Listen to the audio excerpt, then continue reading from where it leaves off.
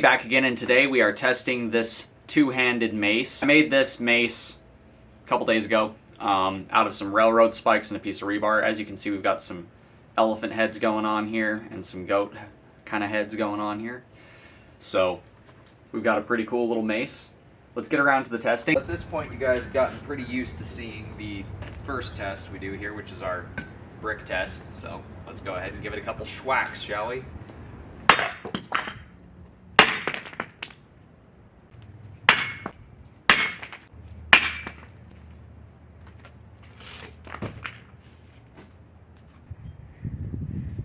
Aside from getting a little bit of brick dust stuck to it, hasn't messed up or gotten deformed at all from the brick. Now obviously we want to know what this does to armor, and as you can see this is pretty trashed, so we'll try and get it in the areas that haven't been messed with yet, like right here and right here. Aggie, get out of the way. You don't want to be near this girl.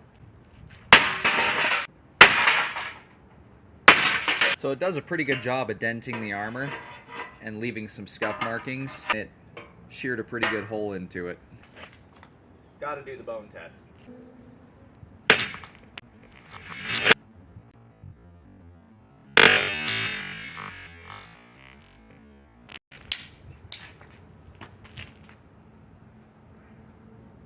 Snapped it right in half. So I didn't feel like that other armor test was really sufficient, so I got a fresh steel lid here.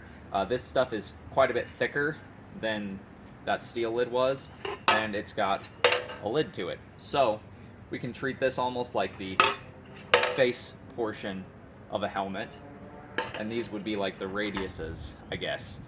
This is about as thick as historical plate armor would have been, a couple millimeters thick, and yeah, let's give it some wax and see what happens. I just feel like that other lid's been taking too much abuse to actually see the effects of this.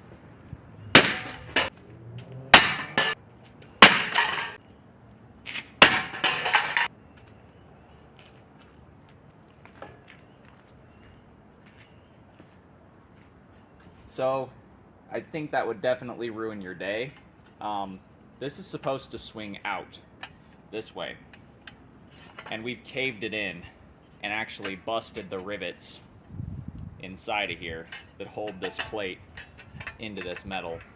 So I would have to say you would not want to be inside any piece of armor that's getting hit by a mace. It would just be a very bad day for everybody involved. Now this does have a not very sharp, it's actually pretty rounded over top and bottom spike. And these would be used in a couple of different situations to jab or to jab at your opponent. So let's see what the effect of these is on armor. Even though it's not sharp, it still punched a nice little hole. Didn't go through very far. Wouldn't probably make it past the rest of your armor, but it would still feel very uncomfortable. This was typically used for finishing the job off on somebody that's already on the ground, so. So this is the strike from our top spike that has the mace head with all that mass behind it. This was our first strike with our bottom spike here, and our second strike went right through. And you can see that's not sharp at all. Neither one of these are sharp spikes, they're rounded spikes. But nevertheless, that would still hurt. You guys know we have to do the soft target tests. So, let's see what she does to a Pepsi bottle.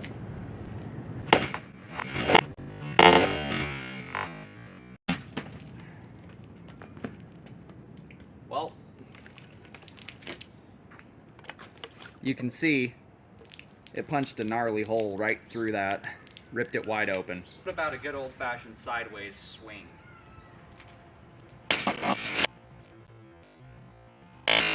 You can see where it hit here, it ripped up that surface plastic and almost bit through it. It also dented in pretty heavily right there and still hit hard enough to just obliterate that cap and shatter it into a bunch of little pieces. So we are back from testing and this worked out beautifully. Smashed the bricks, smashed the bones, beat the armor to crap. These maces didn't have to be very heavy. In fact, the heavier they were, the harder they were to wield. So you had generally something that was actually a little lighter and easier to control. And as you saw, it's not using it like a hammer. It's almost using it like a whip. You have to keep the momentum going. That's the trick with maces, is build up momentum and then strike at the moment of opportunity with that head. These were pretty crazy little tools back in the day. It's not actually that heavy. All the weight's obviously in the head. The handle's, pretty smooth. A lot of people will look at this and think that this will destroy your hands, but it's not. It's not sharp. It's not got any serious hard spots that are going to mess with your hands. It's actually pretty smooth. That might go differently for people who don't use their hands to do stuff like me and don't have, callus all over their hands. This one will be going up on my Etsy shop. And I do have a one-handed version of this that I'm going to be making for a client.